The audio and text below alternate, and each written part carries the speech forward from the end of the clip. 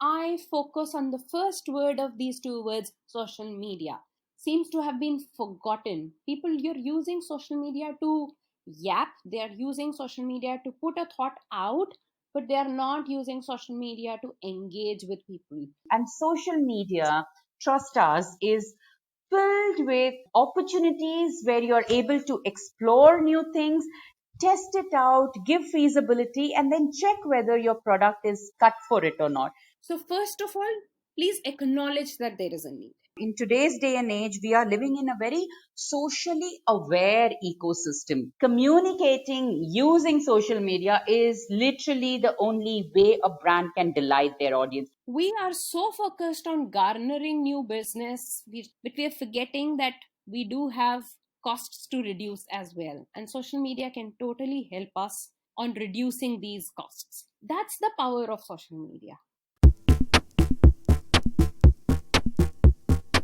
Welcome to the Stars of Learning podcast, where your host Jyoti Ji explores the minds of the thought leaders who have vast experience and in depth knowledge in the learning industry.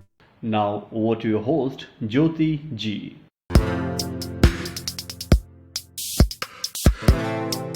Hello, everyone. Hearty welcome to season 2 of Stars of Learning podcast.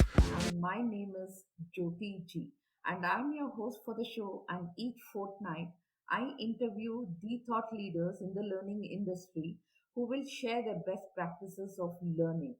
We will also discuss challenges, solutions, latest trends, tools, technology, leadership, and their journey in the learning field. So, friends, I'm super excited for this show, guys, as you will agree that social media is like a boon, right? And we are able to get in touch with our friends, extended family members. Some people are using various social media applications also to network for career opportunity, to find people across the globe who with like interests, and even to share their thoughts, feelings, insights, and emotions. And some businesses are going on in social media, right? So that brings to a question that we are spending at least an hour every day on social media, and if yes, then are we using it profitably for our business or for our branding or to scale ourselves when we are on that platform? Yes, friends, I've got a hold of a book titled Profit with Social Media. And this books, shows you how to leverage social media to promote and achieve your professional and business goals in many ways actually. And whenever I have stumbled and I have a doubt on how to go about, I just sneak into this book and I will be able to get some solution to venture on social media. And loads of references are also available in this book. So friends, I'm still a learner, I'm still exploring a lot in this book, so I'm not going to do the talking about this book, but I have invited the special authors of this book, Benita, Bhatia, and Deepa Jayaraman, to share their experience on what to look in this book, how would it be handy, and how we can make profit with social media. A quick intro about the authors, Benita Bhatia and Deepa Jayaraman. So, friends, I have been following Benita for a few long years now, and she was introduced to me by my coach, Brigadier Sushil Basing sir, while I was doing a course with him. So, Benita is the CEO of Vanilla Skills, a boutique social media consulting company. Benita has helped many ventures to use social media profitably.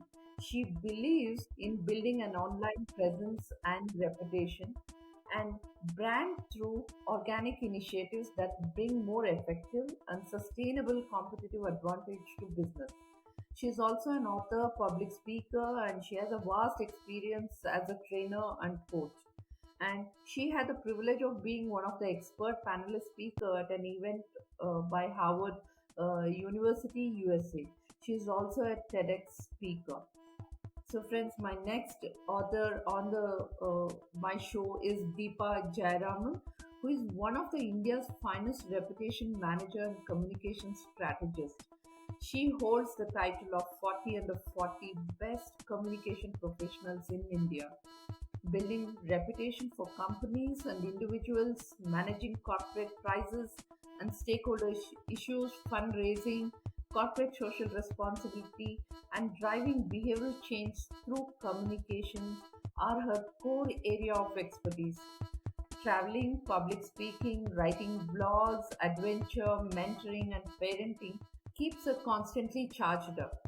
So, friends, I'm very delighted to have met these two authors in their book launch of Profit with Social Media at Bangalore, and I'm sure you will enjoy the conversation, the kind of interactions we have lined up. So, put your gears on, and without any further delay, let me welcome my guest, Benita, Bhatia and Deepa Jayaraman. Once again, a warm welcome to Stars of Learning podcast, and I'm so thrilled that you're joining me today, ladies. So, thank you so much, Jyoti, for having us on your show. I'm absolutely excited about this. I'm really looking forward to having conversations with you, and hopefully, our listeners will be able to benefit from this. I also want to thank you for your astute introduction to me. It was quite well covered, and I'm really looking forward to this conversation. Deepa? Thank you, Benita. And Jyoti, it was such a welcome that you gave us. It's amazing to be here. We are looking forward to this conversation, not just because it's about our book, which is Profit with Social Media, but we are strong believers in the fact that social media can actually help professionals. It can help people who have their own businesses. And more than anything else, it can help every individual learn something out of it and use it for the benefit. So, in the next few minutes that we have with you, we hope we can bring some of our insights into the table so that everyone is able to, as we say, profit from social media. Right. Thank you so much, and it's really been a pleasure to have you guys. So, before we jump in, give me a little background about yourselves, how you got to where you are today. So, let's begin with Benita, your background and about yourself a little. So, where do I start? Let me start with where my career started. I am an MBA in marketing, and over a period of time, I went on to do additional certifications from IIM Ahmedabad and later from Stanford University. A while back, one of my first jobs was in the PR space.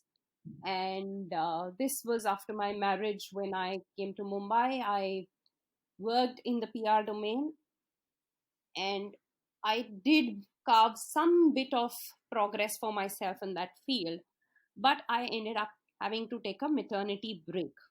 Post that break, or rather during that break, I realized that I'm not the kind to sit at home. My brain cells would die if I simply had to be a housewife. I'm absolutely in awe of all the ladies who are able to just be housewives, take care of the kids, because that's a huge amount of work, but it just wasn't the right thing for me. I started teaching at various management institutes, and training came organically to me. I stumbled upon a training opportunity for my students, and from there, one of my students went on to a job, and the person who hired this student asked him where he'd learned his presentation skills from. And turns out that person was connected to me back in my PR days. So he asked me to conduct a training for his team.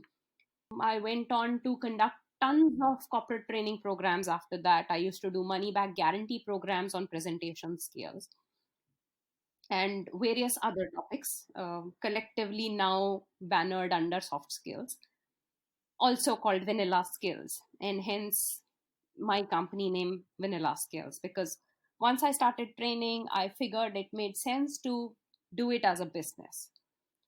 However, we reached a point, and I'm sure most of your training fraternity will be aware that we reached a point in training where soft skills had started becoming this overly utilized term. So that was one of the reasons where I felt a need to carve my niche, and I chose social media for that niche. The reason I chose social media was because I was getting about 80 to 90% of my business leads through my use of social media. And I figured that it might be a good idea to help other businesses. Typically, when I first started offering trainings in social media, as you can imagine, this is about 5 years ago, people started rubbishing it to say, who needs to learn Facebook? Nobody's going to pay you to teach you Facebook. But the fact is that people were overlooking the other social media platforms. And over a period of time, I was able to convince a few organizations that were forward thinking, and they helped me with the first few programs. And then there was no turning back. It suddenly clicked, and more organizations wanted it. Eventually, I went on to expand my business scope to not just training but also consulting. Today, I am a consultant to some of the leading multinational companies in the country and to a lot of CEOs, the whole C suite, in fact. I advise them one on one. So these are all CEOs of some of the largest companies globally. And I'm happy to say that each one of them is delighted with my work.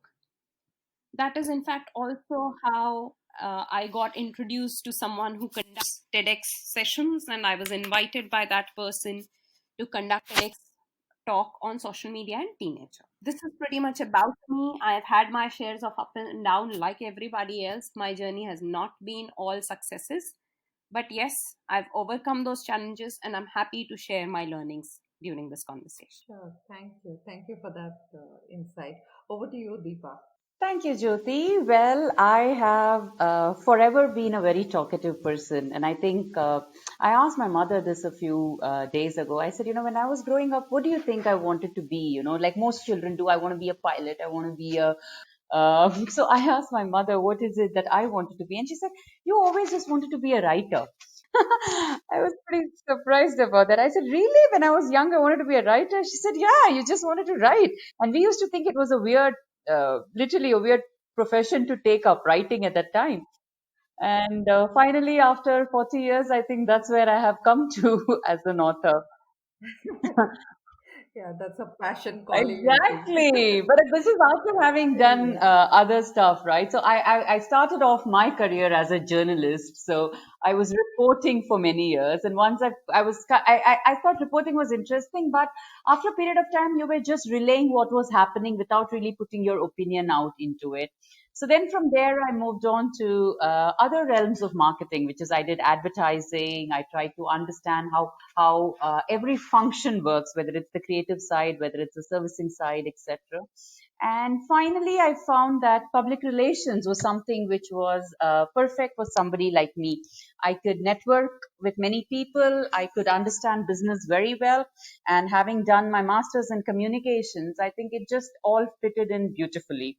So for the past 2 decades, I have been a reputation manager. I've been doing till today work with about 500 odd firms in terms of making sure that their corporate messaging is right.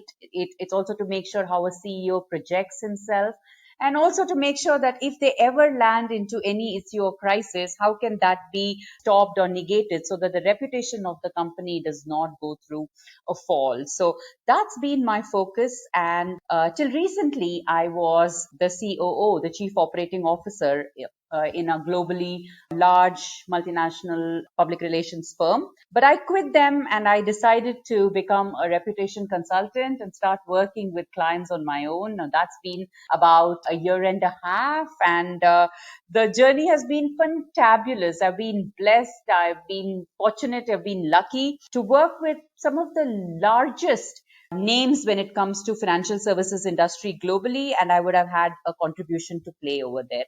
So that's been my little humble journey. Along the way, of course, there have been multiple feathers that got added. Yes, as you said, I've been a 40 under 40 communication professional in India. I have won multiple golds and silver awards across Cannes and other forums where work that we do for companies come into scrutiny. More than anything else, I've just been happy about the fact that I've been able to contribute to a client's business. In some cases, I've helped them win Supreme Court cases. In some cases, I've taken CEOs out of jail.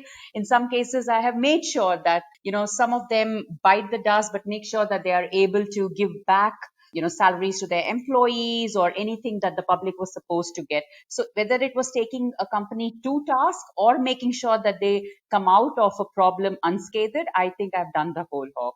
So this book is extra special for both of us. But also, as I said, this was my dream to be a writer, and I've kind of accomplished and achieved that. So thank you for having us over one more time, and we look forward to more interactions. Sure, Deepa, and I really love that reputation manager designation, which I have never heard of, but that's a cool thing. Sure. Thanks for that insight, both the lovely authors. I think let's move on now. Uh, Benita, this question is to you. You wrote a couple of books related to social media, and you also mentioned that social media itself is like an ocean, right? Like it could be Facebook or any other platform. Can you explain to my listeners why this topic? And you also have a character in your book. Who is this Marlowe there? And what should one look for in this book? Wow. Okay. So that's a long question. So I'm going to break that up into three parts. Sure. First of all, you've asked why I chose this topic. Yes. So Deepa and I knew each other from college days, and we've both authored this book together. For me, one of the key things that happened was, like I said, social media helped me get over 80% of my business leads. Hmm. The subject of social media originally caught my fancy back in 2012. Okay. And once I started leveraging it, because strategically I was trying to use it, I made my own set of mistakes and I learned from them. And I realized that a lot of businesses could but weren't leveraging social media. Hmm. I started looking at books and I found that some of these books that were available in the market were very textbookish.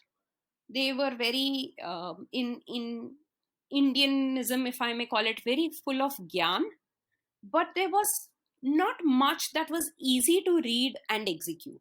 On the other hand, Deepa and I are of the belief that stories stick. We've repeatedly seen that when you put something in a story format, it becomes easier to read or to listen to and to connect with and to execute the moral of the story. That's how Deepa and I created Merlot Dolphin, Mm-hmm. who's an entrepreneur you could relate to. Okay. Merlot is essentially every single entrepreneur. She goes through all those apprehensions, she goes through all those enthusiasms, excitement, passion. She has all of those emotions and she has the various experiences most entrepreneurs would have. Hmm. Hmm. The one thing that Merlot does is that she knows social media holds the potential, and because of that, she leverages social media, which essentially is a summation of Deepa and my experiences. So, through Okay. her experiences, we wanted to share the key learnings and encourage our readers to leverage social media accordingly. Hmm. Merlot stumbles upon her first business idea through social media, Mm-hmm. something much needed in the current pandemic situation. A lot of businesses are looking to re-ideate, reinvent themselves. So I think in that sense, Merlot will help them at least get a pathway to how to find those ideas. Hmm. All the way to Merlot bagging her first buyer, and therefore we are hoping that our readers would be able to find their buyers, to secure funding, to handle crisis, and a lot more. Hmm. Hmm. In fact, I'd love to share a few words from a reader. I think this was one of the highest praises we've ever received. Hmm. She said she looks at our book like a Gita. Whenever she's stuck with a business problem Hmm. and she looks for a solution, Hmm. the book is her go to place. So far, she says, she has never been disappointed. So I think that's what Merlot is to us. Yeah. So let's discuss about the book. The profit with social media. Now let's deep dive. And when I go through this book, I saw, you brought social media as a critical component, and it all depends on making a right move. And what I liked about it is, it has a three concepts there, right? Dream it, believe it, and achieve it. And that's also one of my passion, where only when you dream you will be able to believe and you go to achieve it.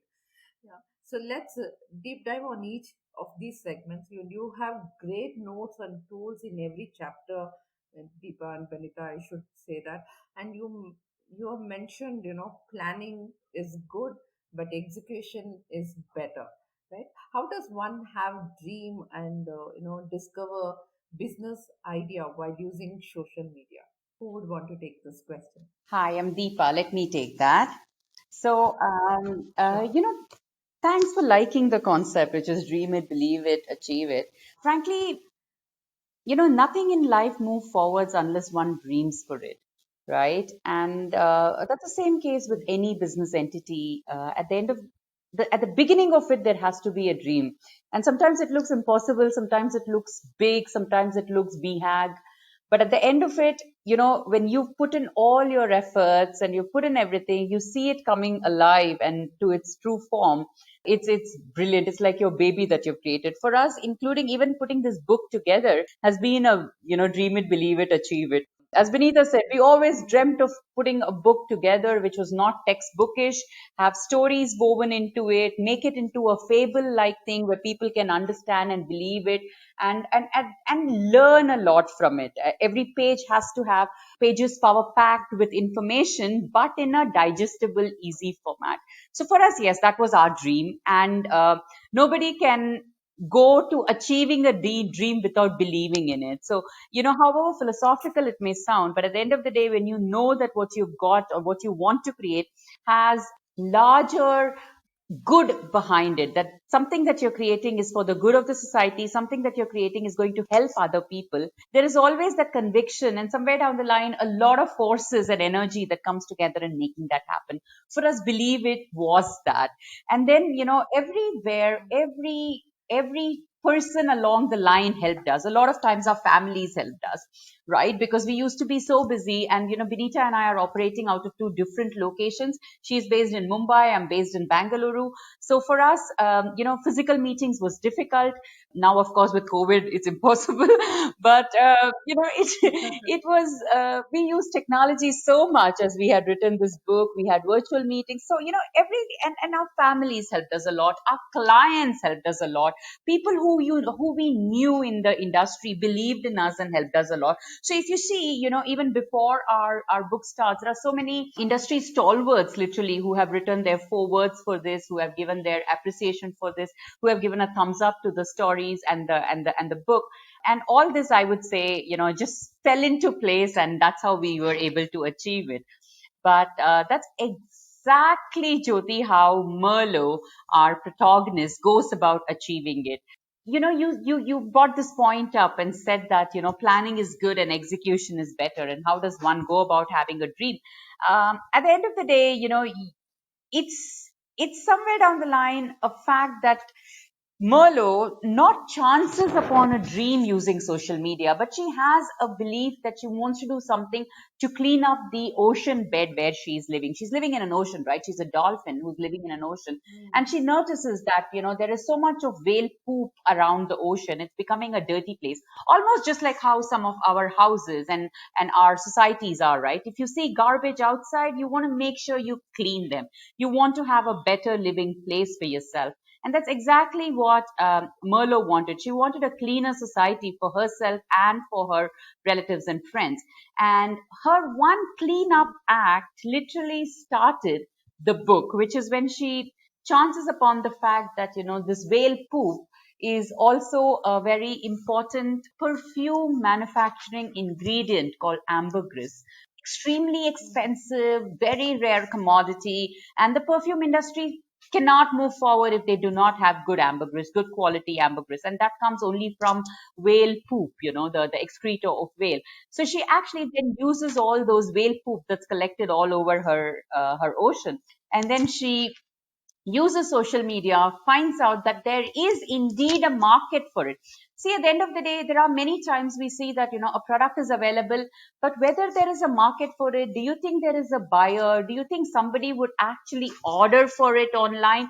Those are the big questions that we have in the mind. And, You need somewhere a platform to test out whether this dream that you have of a business venture is actually possible to have, or would it be possible to undertake? Is it feasible?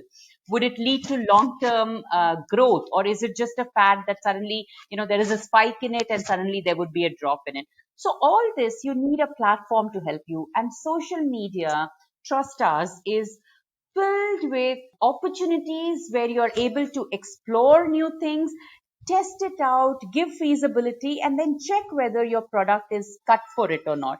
And that's how Merlo goes about it. And once she's cracked it, using social media, there's absolutely no looking back. So yes, she had a dream, she believed in her dream, and then she used all the tools that's possible. And I think in the course of our discussion, we will also touch upon so many tools that are available in the social space for entrepreneurs, individuals, and companies to use. And she does most of it. She uses most of it. And that's how she ends up having a profitable business. Sure, and that's a fantabulous story to begin. My next question goes to Benita. Benita, I know you bagged an opportunity to be a panelist, right, at Harvard University, and you have been active on social media for ages now, and there are loads of such feathers in your crown. What is your secret sauce? And not so secret sauce, actually.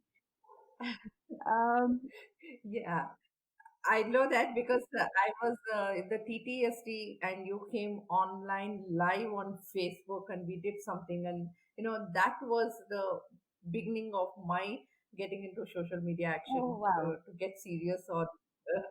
Yeah, That's so nice to hear, yes, Jyoti. you are open. Yes, yes. I'm always very happy to share everything that I know. I don't believe that what I'm doing is unique to me, but yes, I'm one of the very few people who actually do it. It's one thing to know and another to do it. So I'm happy to share what needs to be done, and it's people who need to take the action. If I can sum this up very quickly, it's the secret is that I don't just have accounts, I use them strategically. Typically, I use my accounts to engage with people, to have conversations, to ask questions, to offer my inputs whenever an opportunity arises.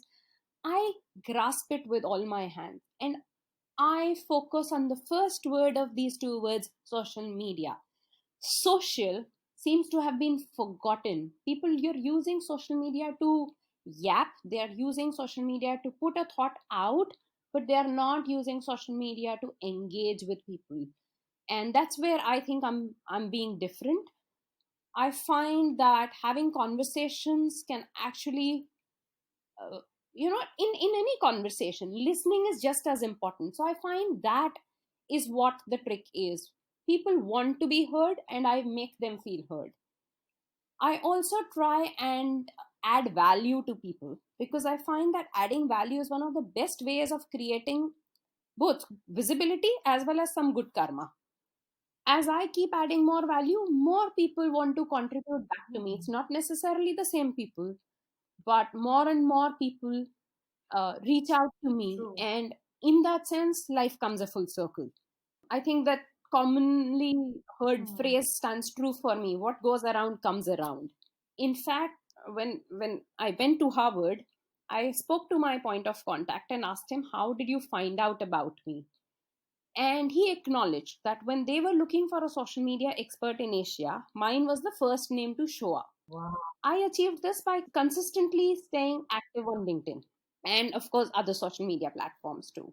And that's how they found me.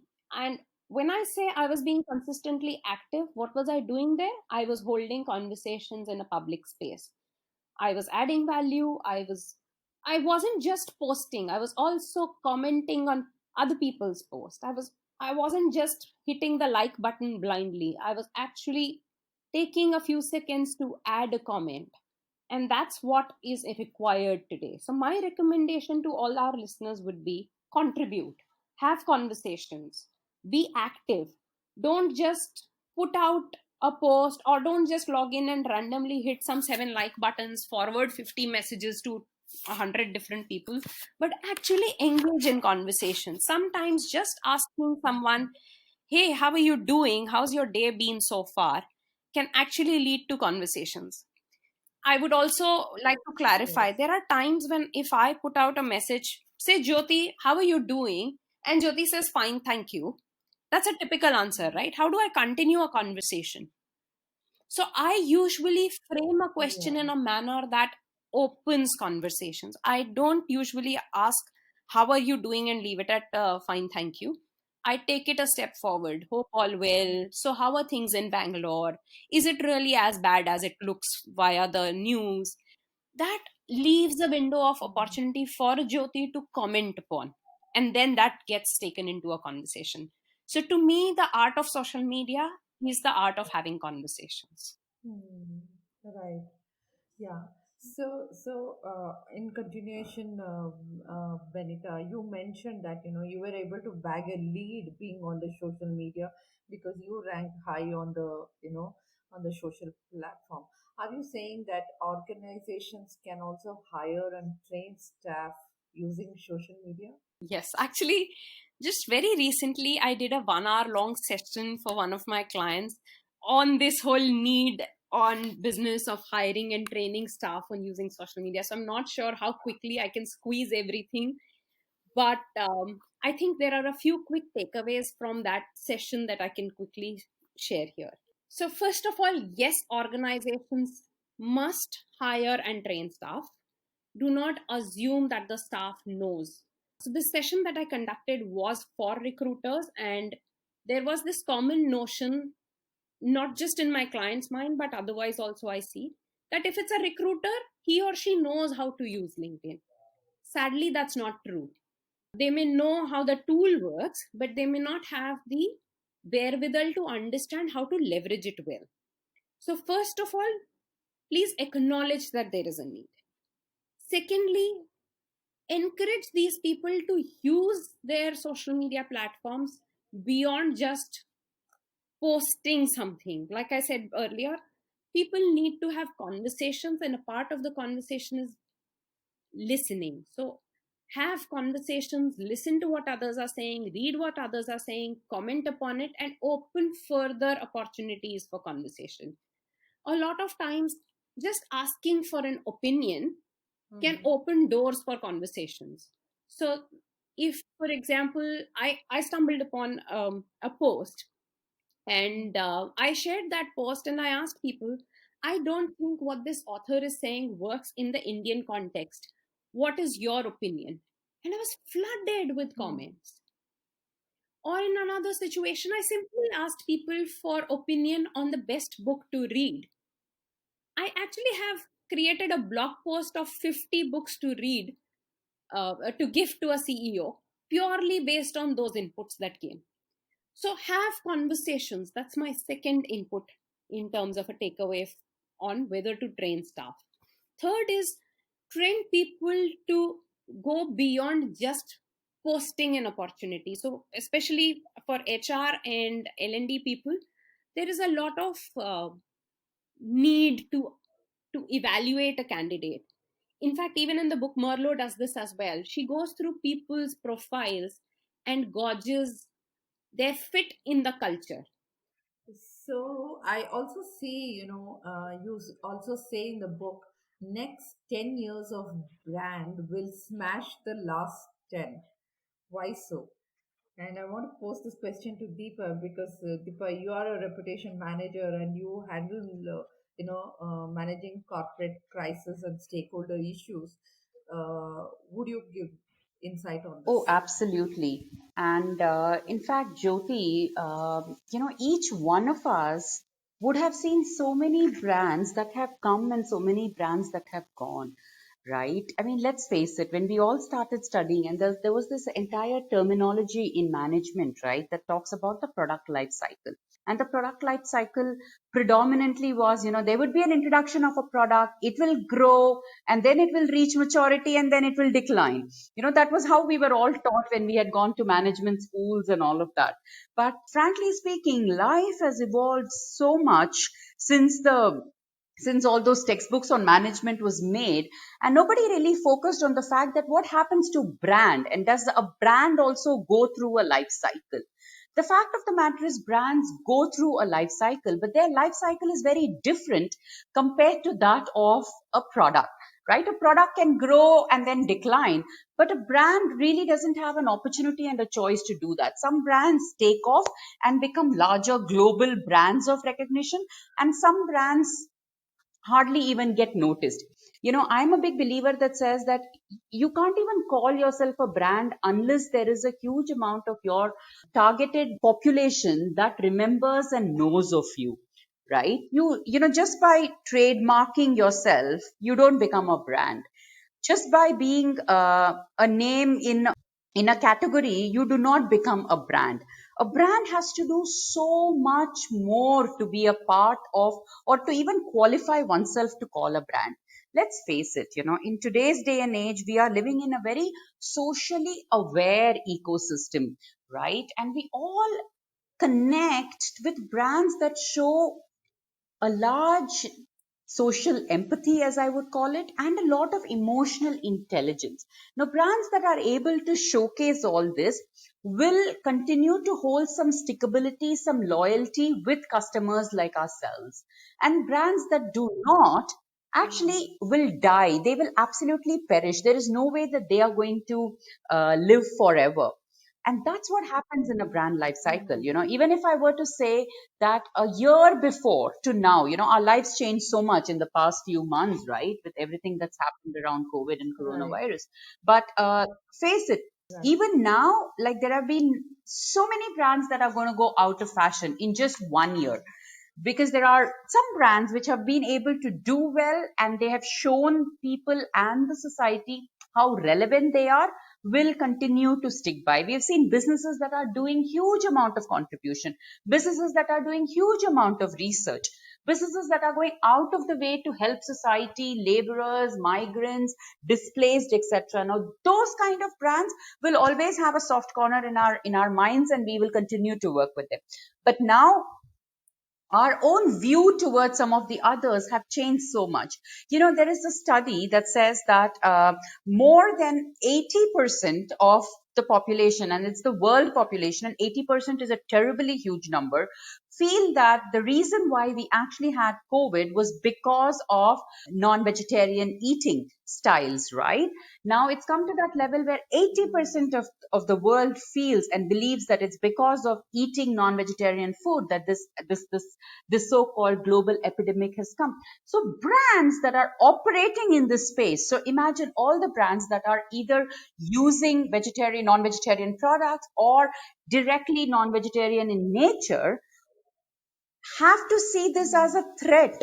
You cannot be ignorant to what is happening around the world. This is a huge threat. There could be a lot of people from here on who could maybe just turn vegetarian, who are turning vegan for all that we see. So the brands that are operating in this segment, you have two choices. Either you figure out a way that you're able to come out of this, or at least project how you are socially doing the right things, or you're not going to survive anymore. So brands will go through their own life cycle. The brands that were there 10 years before to the brands that you see today, huge change, right? I mean, let's face it, yeah, 10 years before I would embark to go anywhere, I would carry a camera with me, I would need a watch, I would need, I don't know, a calculator. Now I don't need anything. Everything's somewhere packed into my one phone. But the brand plays a part. It's not just a product I'm talking about. The brand of which brand of phone am I taking along? Is it a part of the selfies that I'm taking? Am I showing off the logo of the brand? All of that is becoming an important thing, right? And people will not, take my words on this, will not like to show off a brand when they know that the brand is doing something ethically incorrect.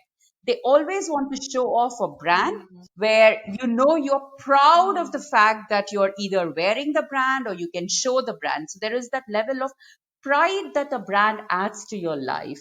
And only companies that are socially doing the right things, showing empathy, showing emotional intelligence, making sure that you're connecting with the society and community, only those brands will succeed. And hence the statement. Yeah, yeah, yeah. And I really like the way the wheel, life journey wheel displayed on the core brand part in your book. And yeah, as you said, the advertisements are also changing, emphasizing people emotionally and saying be safe, stay homes, kind of a things have changed the complete advertisement world. So building a brand is a journey, not a destination, and it's a continual process. Is something what I hear from you. That's a great point, Deepa. Thank you for that. So, so moving on, definitely, with the brand around, there should be a strategy, right, in the business activities. So, what's the strategy we need to leverage on the social media? Fantastic question, Jyoti.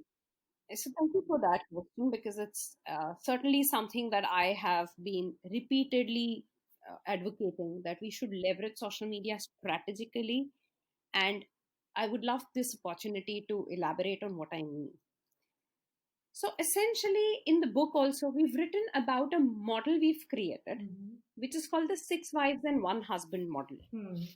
Now, why six wives and one husband? Because each wife asks a question, and the wife W would ask questions like why W, again, which starts with W, where starts with W. So there are six questions that start with W and the one question that starts with an H, which is the husband, and hence this model. Hmm. What are these questions? And amongst them, what's the order of asking these questions? So, first of all, we must ask why, which is your goal setting phase, right? Hmm. You're saying, why am I doing all of this? Am I trying to garner attention? Am I looking for better visibility? Do I want to establish myself as a thought leader? Do I want more buyers? Do I want more investors? The goal becomes critical because unless you know what your goal is, you will never be able to accomplish it. Hmm. So the first question to ask is why. Hmm. The second critical question to ask is who. Okay. What is who? The person or bunch of people who will help you accomplish this goal. Hmm. So the who is your target audience. Okay. The better you identify your target audience, the better chances you have of accomplishing your goal. Hmm. Hmm. There is only one wrong answer you can give to who is your target audience, and that one wrong answer is everybody. Hmm. Hmm. What do I mean by that? So, for example, say my goal is to sell more services of social media consulting from vanilla scales to potential corporates. Hmm. Who is my target audience? Not everybody, because say a truck driver is not my target audience. Yeah. Yeah. Carving that niche. Yeah. Even saying everybody who works for a corporate is a wrong answer, right? Hmm. Hmm. Who in the corporate is the decision maker? So, for example, a chief marketing officer is the decision maker. A chief learning and development officer is a decision maker. A CEO is a decision maker. So, I need to define who. In the book, we've actually given a whole sheet Hmm. where you can put things down and that will help you define who your target audience is. Hmm. And next important question is where are they active? People have gotten into this whole complacency mode. They are very comfortable with Facebook, so they are going to go to Facebook and sort of promote themselves. Hmm. Hmm. They are very comfortable. For example, with a lot of trainers, I see this. We are very comfortable within the training fraternity. So we are selling our training services to our training fraternity. Okay. I don't understand whether people don't see what's wrong with it or whether they choose to overlook it. But here's a little insight. Hmm. Where your target audience is where you need to be. Hmm. In simple examples, if mall is where you go to buy your clothing, the large clothing brands are setting up stores in malls. They are not going to a Crawford market or to a small lane in your city and setting up shops there. They are setting up shops where their buyer is going. Hmm. Hmm. That is the way you need to look at social media as well. Hmm. If you are aiming for corporates, where is the corporate active? If I'm Yeah. saying chief marketing officer is my target audience, is Facebook really the best place for me to go and sell my services, or is LinkedIn a better place? So the where becomes a third critical question. Hmm. Hmm. fourth important question is when. Again, going back to my previous question, if your target audience is active from 11 a.m. to 4 p.m., 11 a.m. to 4 p.m. is when you should be posting. You can't be posting as per your convenience and expecting people to read it Right. all that. And particularly platforms like Twitter, where everything moves in the blink of an eye, Hmm. you have to time yourself. So the when of it is very, very critical. Hmm. Hmm. What to post is just as important. So, for example, individually, I can have great strengths. I may like to talk about politics, I may have an opinion about religion, but do I want to project that on social media in a professional space where people are looking and judging, and anybody who may have a different opinion than mine will simply reject me because, hey, her opinion does not match mine, she's wrong, I am right, I don't want to work with her. Hmm. So what you post Hmm. is also very important. You have to be very mindful all the time Hmm. because people are judging all the time. Hmm. Hmm. Okay. Which format to post in? Should I post a podcast? Should I post a video? Should I just put out a text blog? Again, depends on the target audience. What are they consuming the most? For example, there is an increasing trend, if you notice carefully, increasing trend of people watching more videos, Hmm. and I'm finding that the number of listeners for podcasts has increased tremendously. Hmm.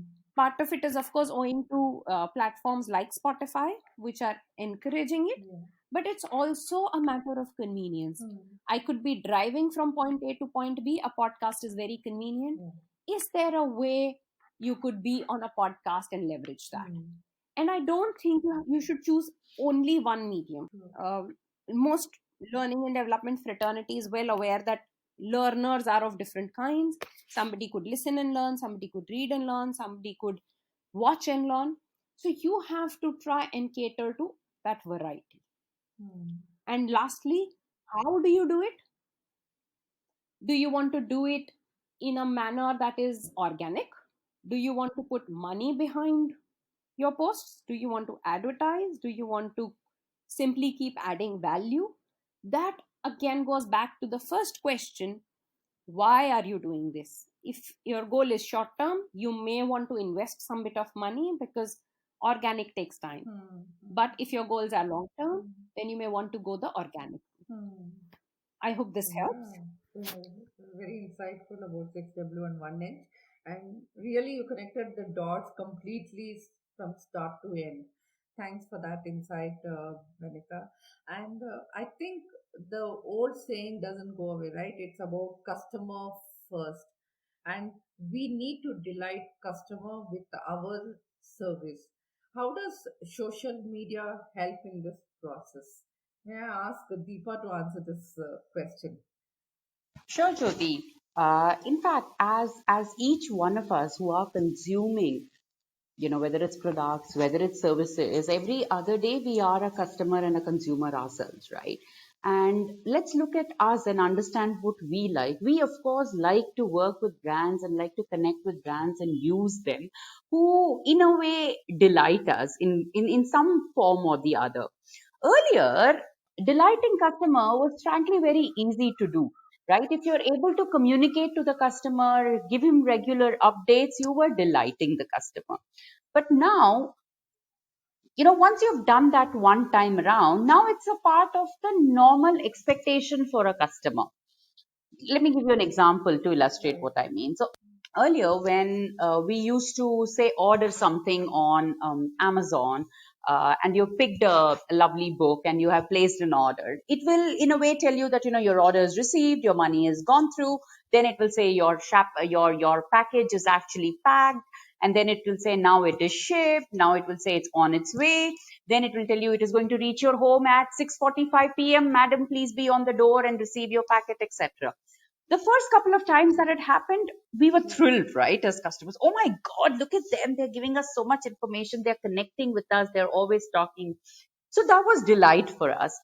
But now it's a routine. right? Yeah, of course, and if they miss it, then we get into a little bit of what's wrong with these guys? They're so mismanaged. They're not even telling me that my package is going to reach at 6:45.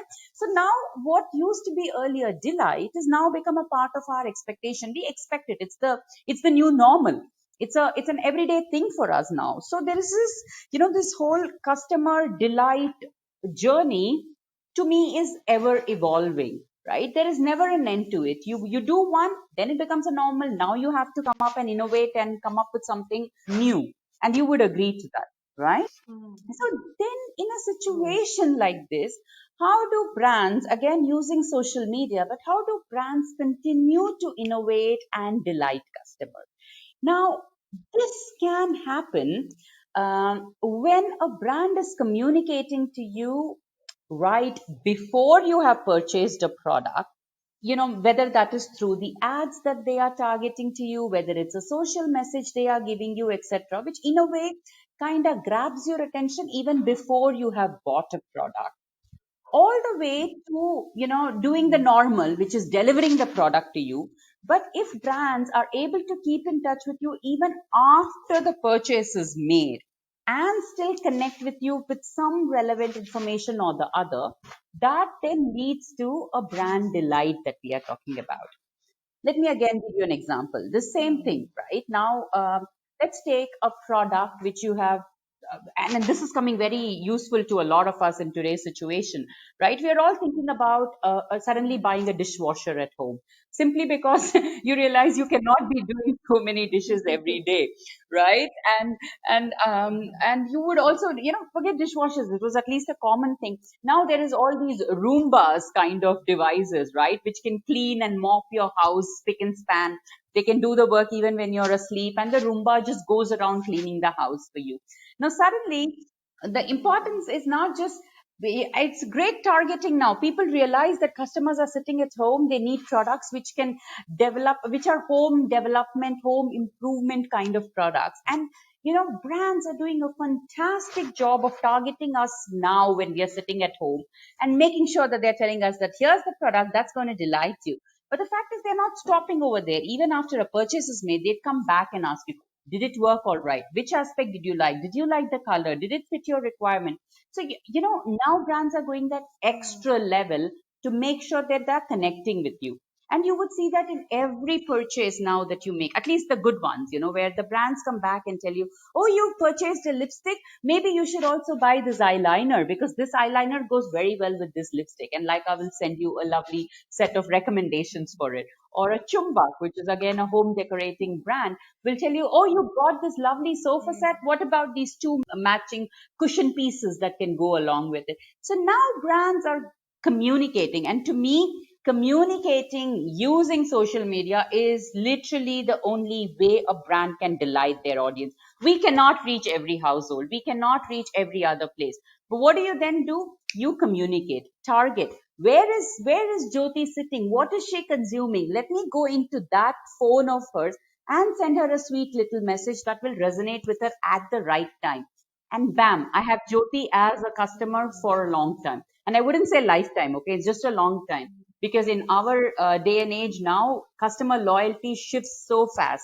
Brands that we used to like 10 days Mm. before, we don't like them anymore simply because we realize that they are not following hygienic standards. So I think it's important that even for a long term, if you're able to hold a customer together, I think that's great job done for a brand. And that's why the delighting customers through social media plays such an important part. Hmm.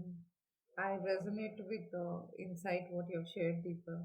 I just rolled out the podcast 1 year back, and sitting in one corner of the Bangalore, I'm able to reach 46 countries. That's how my business has 46. scaled. Wow. Wow. Let me tell you something, Jyoti. You are three countries more than me. Till date, I'm a global traveler and I love to travel. And my son and I, we are on this 100-country mission where we just like to go along visiting countries, living there, working with people, doing some social work, etc. And we've been to 43 countries. And your podcast goes to 46. So, Wow. if I was not in this lockdown and stuck at home, I would have crossed your number this month. Yeah, and my delight is that I have not crossed the country and I'm able to reach That's some the of these power of countries. social media. Way to go. Right. Yeah. And the last segment in the book, right, it's to achieve it. Yeah. So I want to question this to Benita because we spoke about a lot of buyers and suppliers and all of that. You also said, we can find new suppliers. How is this different and how is this possible through social media, Benita? Okay, let me put it this way. Most businesses think of profit in terms of revenues, but profit is your revenues minus your costs. So the way to increase your profit is increasing revenues. That's one possible way, yes. But reducing your costs is also contributing towards your profits, right?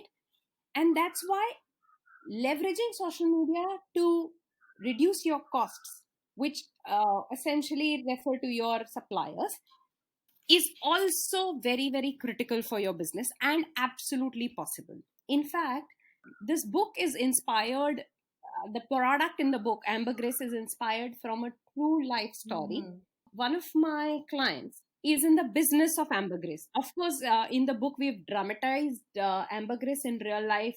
It's still whale poop, but it's naturally hardened whale poop and processed by the nature. You cannot create ambergris. In the book, every whale poop is used, but in real life, that's not how it is. But more importantly, ambergris as a product is in huge demand and extremely short in supply because it is a naturally occurring item. In fact, in a lot of countries, it is illegal to extract ambergris because a lot of killing of animals was happening. So when this client was introduced to me by his brother, the brother said, Benita, he's not bought into the concept of the social media because he believes that it's best, his business is best kept close to the chest. So he was a very skeptical client, if I could put it that way. Mm-hmm. When I first spoke to this client of mine, he said, I am in a business where if I find two new suppliers in a span of 5 years, I will be hailed a hero. We took it up as a challenge and we went on to use social media and helped him find five new suppliers in a span of 2 years. So we effectively reversed the ratio, a ratio which he thought was unachievable. That's the power of social media. Now, why it mattered is because while he had unlimited demand, if there was no supply, he couldn't make money. What do you do with demand if you can't supply to your client? So, getting these suppliers helped him increase his business very Mm. fold. Today, he's considered to be one of the big daddies in the industry. Okay. The linchpin of this business lives in US, and he had invited my client over and introduced him to the industry stalwarts, pointing to him and said, watch this man, he's reshaping the industry. That is how powerful social media can be. Now, why does it matter to our listeners, for example? Is because we are so focused on garnering new business, we're chasing more leads, but we're forgetting that we do have costs to reduce as well. And social media can totally help us on reducing these costs. Without delving too much into what they would be, and I would encourage our listeners to refer to the book for it, Mm-hmm.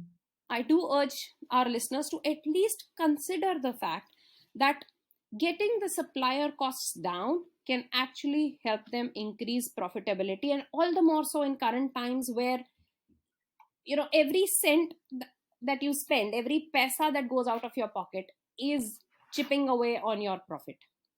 So I would urge our readers to consider this, and for more on how to use it, do refer to the Yeah, book. yeah. Sure, Benita. And I like the point how you brought the revenue minus cost is what profit you need to look at all of that. But these days, everyone look at monetization. It's important, right? Money definitely matters for anybody. How can one benefit using social media, Benita? So, yes, money matters. It always has.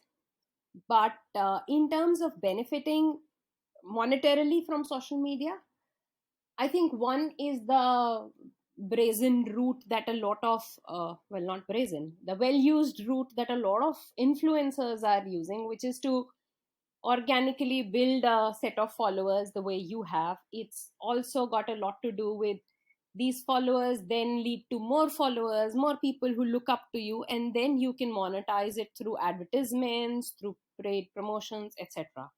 But that's for a very handful of people. A lot of people try and a few succeed. Hmm. The more important or more easily usable route that I can think of is, like I said, profit is revenue minus cost. Now, how do you increase that profit? Is increase your revenues and decrease your costs. The market has gone global. If you see, for me, for example, at Vanilla Scales, we started with a lot of Indian clients. And over a period of time, a lot of my clients are now overseas. I have US based clients, I have Singapore based clients, I have Dubai based clients. So the buyer pool has gone global. And obviously, the global clientele pay better. So that helps towards monetization in sense of increasing my revenues. On the other Hmm. hand, even the suppliers have gone global. A classic example pre-corona world was China. Hmm. Even companies as large as Apple were looking at China to reduce their costs. Right. Everything was being acquired from China. Even in India, we've seen so many of our products being sourced from China. Hmm. So if you can find the right supplier and source it from the right place, not necessarily China, but source it from the right place at the right cost, where you can balance quality and cost, Hmm. Hmm. then that's another way of monetizing your business, right? Because you're end of the day increasing your profits by reducing your cost. True. True. In context of the current times, so many businesses are actually reducing their infrastructure cost. If you see, digital was something that the world was talking about for years now. A lot of corporates were talking about it, and nothing was really getting executed, or it was getting executed at a snail's pace. Yeah. Suddenly we've been pushed into this situation where almost everybody is being given an option to work from home, unless you are a pilot and need to fly the plane, Hmm. or unless you have those kind of job where you need to be on site. Hmm. People are working from home. Hmm. This has drastically reduced infrastructure cost. True. On the other hand, teams are still communicating thanks to platforms like Zoom, Meet, Hangouts, etc. Right. So businesses need to look at social media from that perspective and see, can they reduce any costs to leverage their social media. Hmm. Interestingly, I was seeing one joke on the WhatsApp which said that who brought the digital transformation? Is it your CEO, CTO, or the COVID?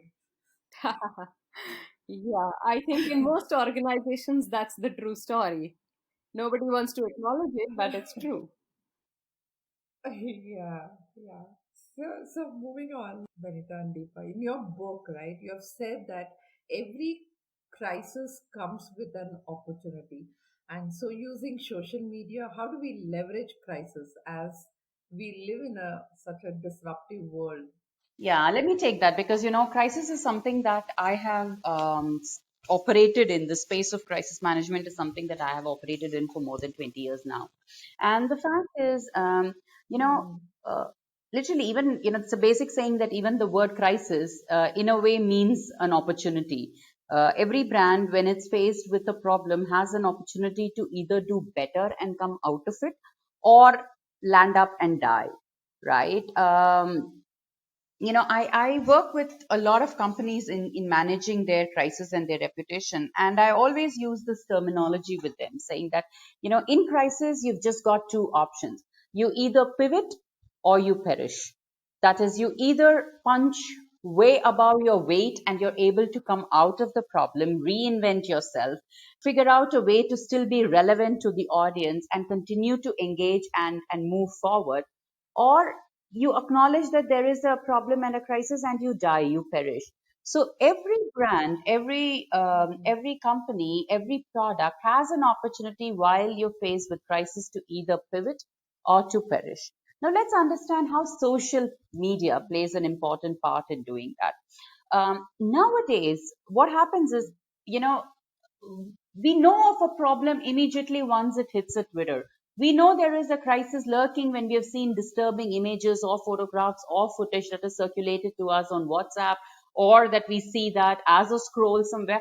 But the fact is, it's social that's bringing all sorts of communication, all sorts of issues, all sorts of crisis to us right in our homes, right in our phones that we are using. So it's so much more difficult now for brands to, and there are evidences, right? Earlier we used to have hearsay. We say, oh, that brand is having a problem because XYZ.